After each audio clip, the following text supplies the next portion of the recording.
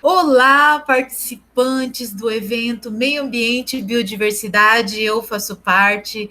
Sejam todos bem-vindos a essa gravação da palestra do nosso querido Domingos Lucas, que vai falar para vocês um pouquinho sobre as samambaias da região do Cristalino, tá?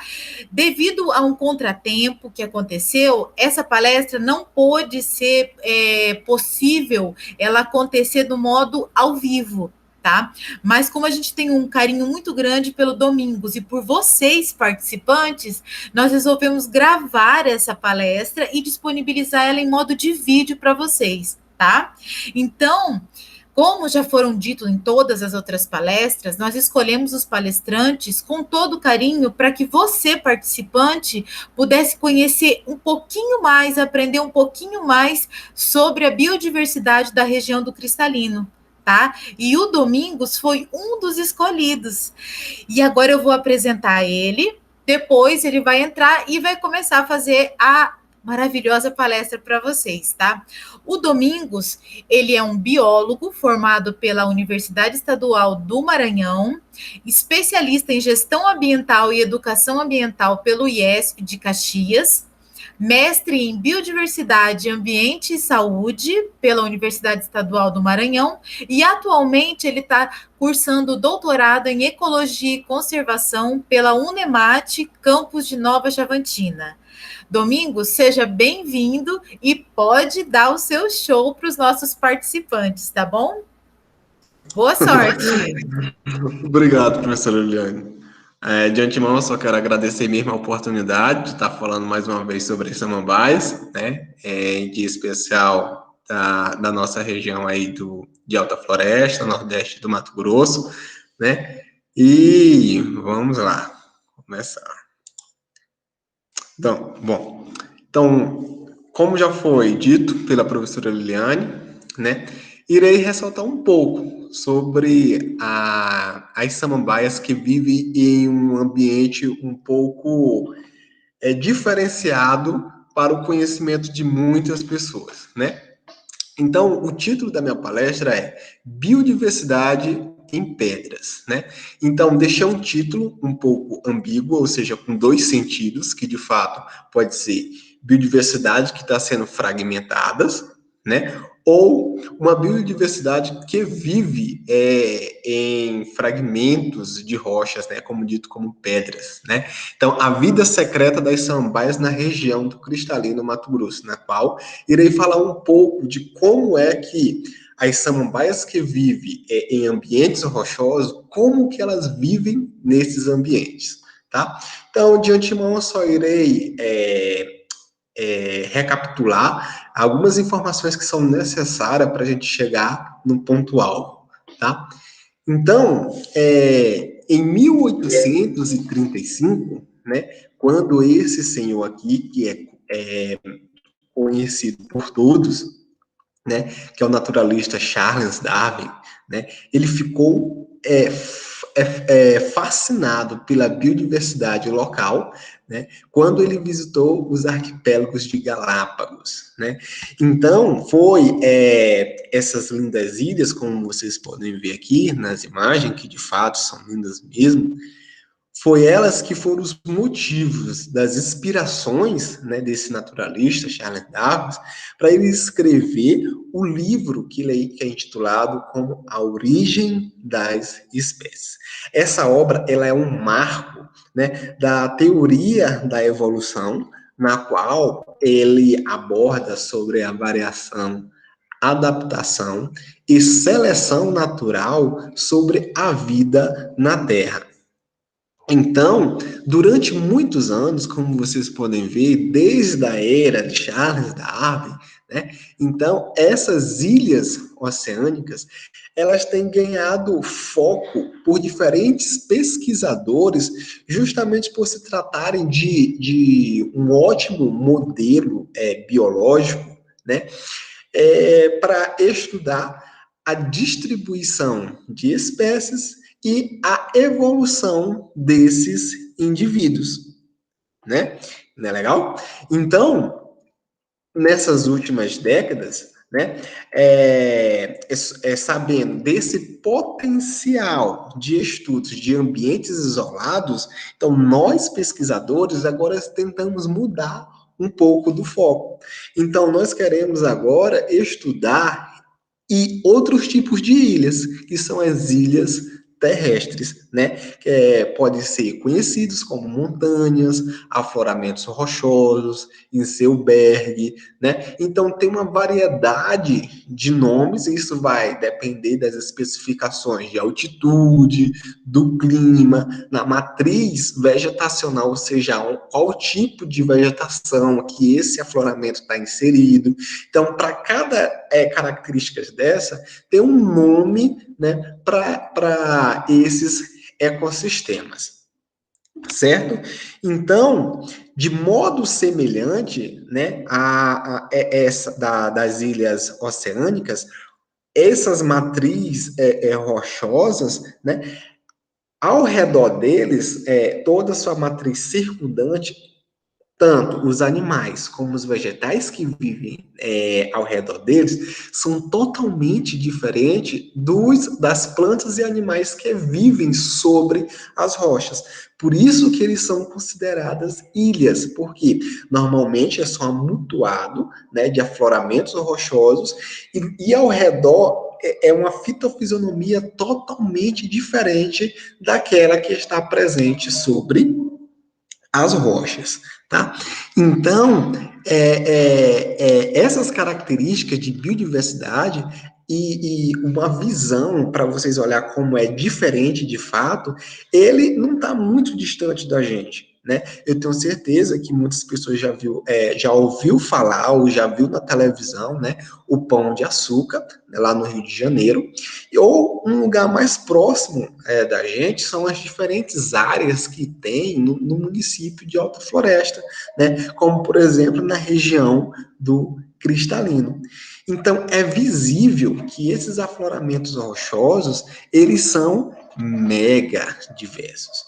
Por que eles são mega diversos? São justamente porque esses afloramentos rochosos, eles são ambientes heterogênicos, né? Ou seja, eles vão apresentar diferentes tipos de hábitats para diferentes espécies de plantas e animais viverem ou se desenvolverem nesses ambientes. Então, os afloramentos rochosos, normalmente, eles vão estar associados com mosaico de quê? Mosaico de herbáceas, né, que são aquelas plantinhas que dá na alturas dos nossos pés, mais ou menos, né? Os arbustos, né? Que são aqueles que não têm uma ramificação, uma altura, né? Maior do que 5 metros, mais ou menos, né?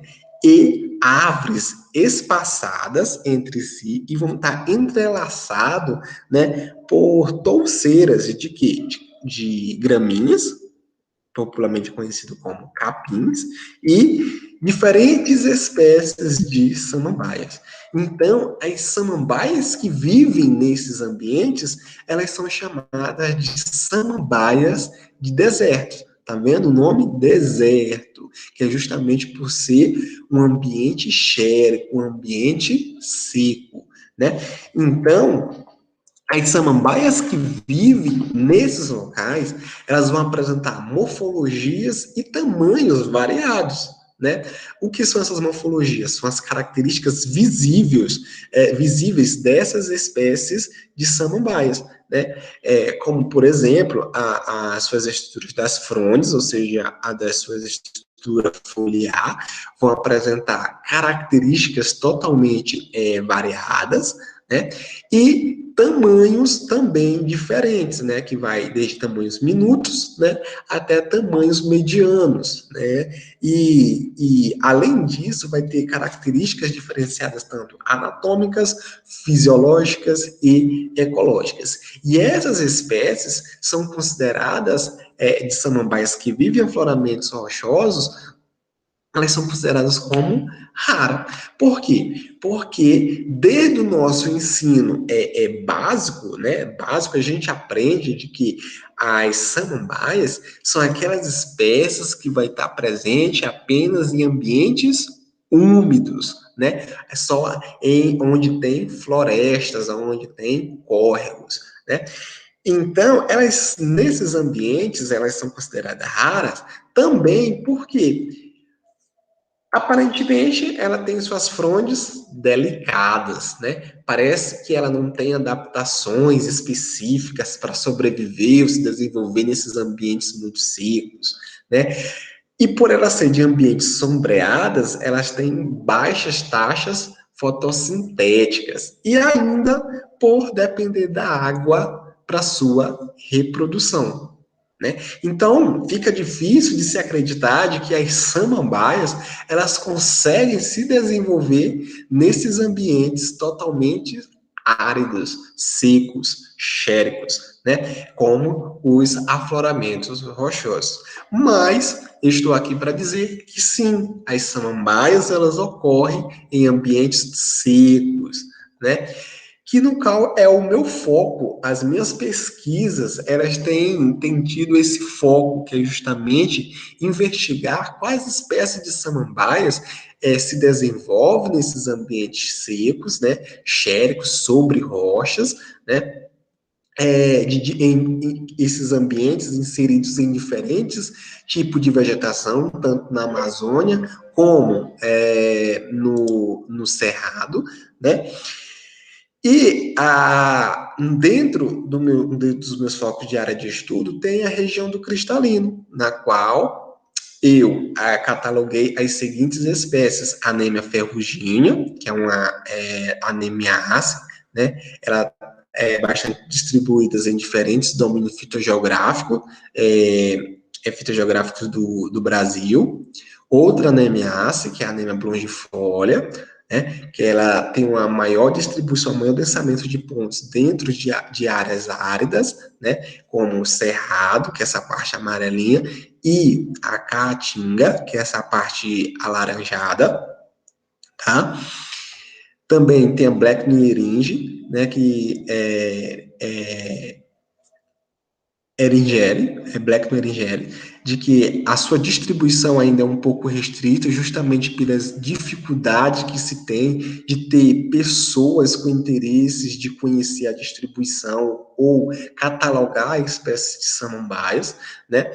Então, ainda apresenta uma distribuição restrita, como vocês podem ver, esses pontinhos vermelhos, é onde a espécie foi catalogada até o momento. E no estado do Mato Grosso, eu fui o primeiro a catalogar essa espécie na região de todo o Mato Grosso, né?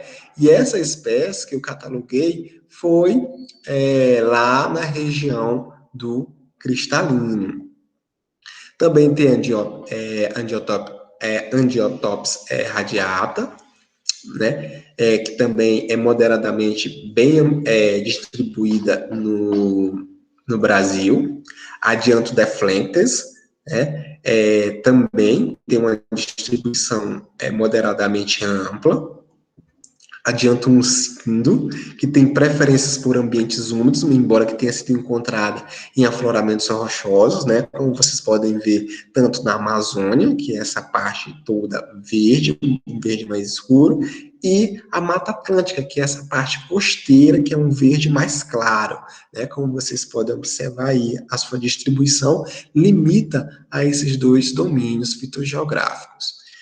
Doropteris ornithopsis, que eu acho uma espécie incrível, pelo seu dimorfismo foliar, que a gente chama, que é essa variação de tipo de folha, dependendo do tempo de reprodução, né, vai aparecer uns pontinhos cor de abóbora amarronzada atrás dessas folhas, né, que é justamente essa maior, que é a folha, onde vai apresentar as estruturas reprodutivas das espécies samambaia. Essa outra folha menor é a folha estéril, ou seja, que não vai apresentar as estruturas reprodutivas.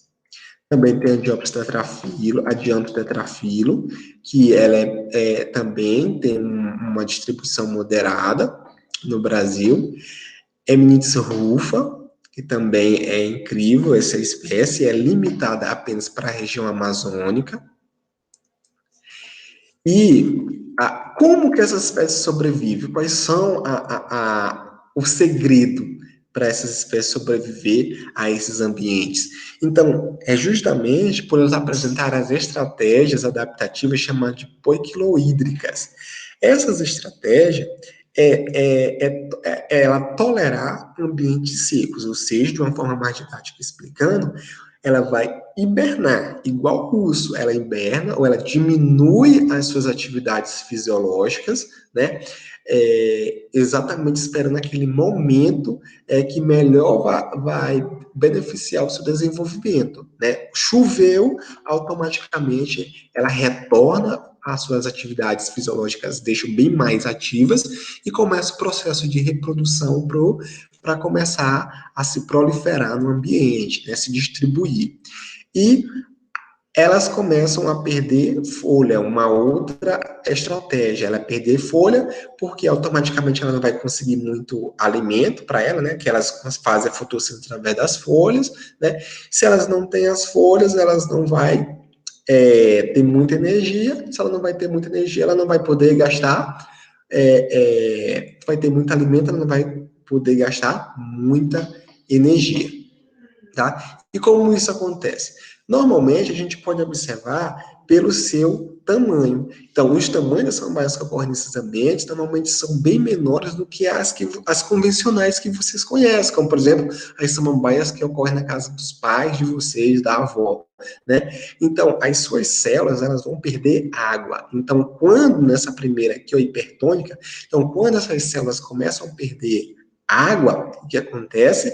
Então, essas células, elas começam a ficar flácidas, começam a diminuir, né, as estruturas dentro dessa célula, tá? Então, como ela começa a diminuir, então, automaticamente, isso tem uma consequência no seu crescimento das suas estruturas vegetativas, como as folhas, né?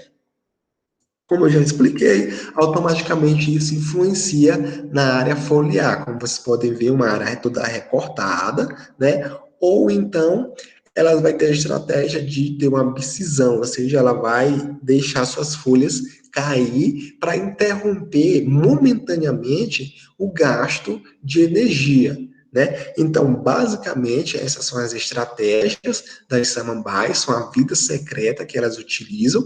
A minha pesquisa ainda está em andamento, né?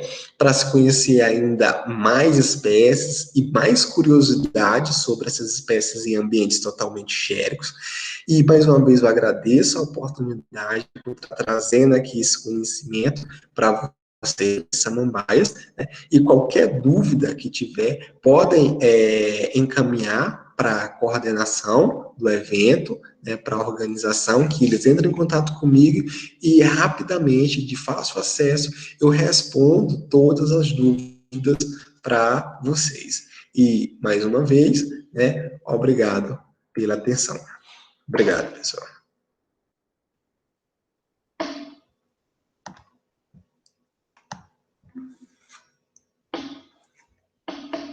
Prontinho. Tenta pegar aqui.